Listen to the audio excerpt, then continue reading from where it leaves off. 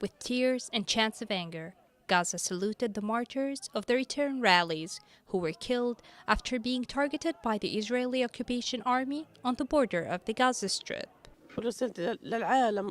My message to the world and to all is to push this injustice away from us, from the oppressed Palestinian people. We demand our least rights. We only want to live in safety with a dignified life. We do not have safety on our children or ourselves. What kind of life is this, where death haunts you in every moment? 5 martyrs, dozens of injuries, new types of lethal Israeli weapons, and direct targeting by the occupation forces aimed at the bodies of the participants in the Great March of Return on the borders of the Gaza Strip, with their bare chests not protected by law or international resolutions, but are armed with their deep faith and their right to resist the occupation.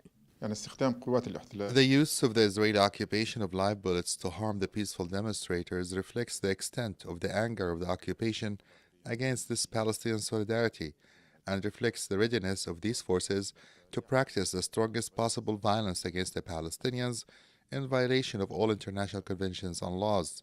As we expect in this period, the use of the occupation to the most lethal weapons against the Palestinians to get out of the internal crisis suffered by Netanyahu and his government, as it will be one of the attempts to degrade the independence of the Palestinian people.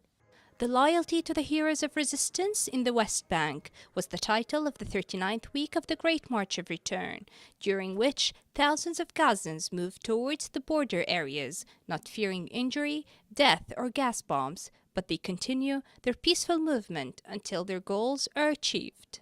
The funerals of the martyrs continue here as the Palestinians insist on continuing the confrontation with the Israeli occupation on the border until the Israeli siege completely lifted on Gaza Strip and the provision of their human rights. For KTV2, this is Yumna Sayed, Gaza, Palestine.